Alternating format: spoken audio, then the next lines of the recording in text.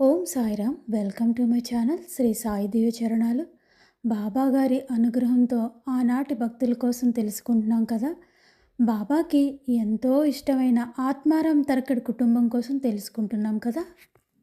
బాబా ఆత్మారాం తరకడికి ఇచ్చిన 2 అనుభవాల కోసం 2 వీడియోలుగా పెట్టాను.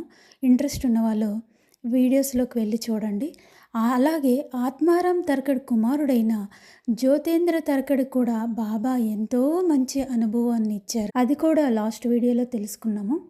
గణేష్ నవరాత్రులు అయిన తర్వాత జ్యోతేంద్ర తరకడ్ అంటే ఆత్మారాం తరకడి కుమారుడు షిరిడీకి వెళ్ళినప్పుడు బాబా గారు ఎంతో మంచి అనుభవాన్ని ఇస్తారు. అలాగే తిరిగి వెళ్ళేటప్పుడు గుప్పిడితో విభూతినిస్తారు. అది ఆత్మారాం తరకడ్ ఒక వెండి భరణిలోని ఎంతో జాగ్రత్తగా వాళ్ళ ఇంటిలో చందనం చెక్కతో చేసిన మందిరంలో బాబాగారి ఫోటో దగ్గర పెట్టి ఎంతో జాగ్రత్తగా పూజ చేస్తూ ఉంటారు. అయితే బాబా ఆ ఊది ఇచ్చిన తర్వాత ఒక లీల జరిగింది. మౌరేశ్వర్ ప్రధాన్ ఈయన కోసం కూడా నేను కొన్ని వీడియోలు చేసి పెట్టాను. ఇంట్రెస్ట్ ఉన్న వాళ్ళు వీడియోస్లోకి వెళ్ళి వినండి. మౌరేశ్వర్ ప్రధాన్ శ్యామారావు జేకర్ గారిని షిరిడీకి తీసుకువెళ్ళి మనకు ఎంతో అద్భుతమైన బాబాగారి ఫోటోలు గీయించిన మౌరేశ్వర్ ప్రధాన్ గారికి వారి ఇంటి నుంచి కబురు వస్తుంది. చాలా రోజులుగా ఆస్తమాతో బాధపడుతూ ఉండేవారు. బాబాగారి ఆశీస్సులతో ఉబసం తగ్గుతుంది. మళ్ళీ బాబాగారి మహాసమాధికి సూచనగా ఆ సమయంలో ఉబసంతో ఎంతో బాధపడతారు మౌరేశ్వర్ ప్రధాన్. అక్కడ షిరిడీలో బాబా కూడా అదే విధంగా ఆయాసంతో ఉబసంతో బాధపడుతూ ఉంటారు. తన భక్తుడు బాధపడకూడదని జ్యోతేంద్రతో ముందుగా ఊదిని పంపించారు బాబా.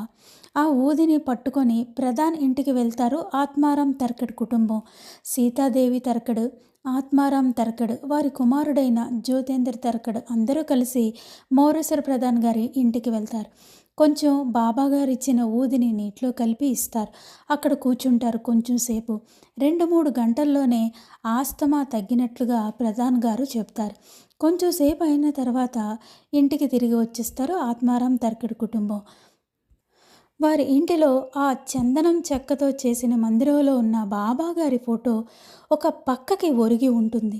ఇదేంటి ఇలా అయింది అని వారందరూ అలాగా అనుకుంటూ ఉంటారు. ఎందుకు ఇలా జరిగింది, బాబాగారి ఫోటో ఎందుకు అలాగా ఒరిగిపోయింది, ఎవరు ఇంట్లో లేం కదా, పనివారు కూడా లేరు, ఏంటి ఇలా అయిందని ఆలోచిస్తూ ఉంటారు.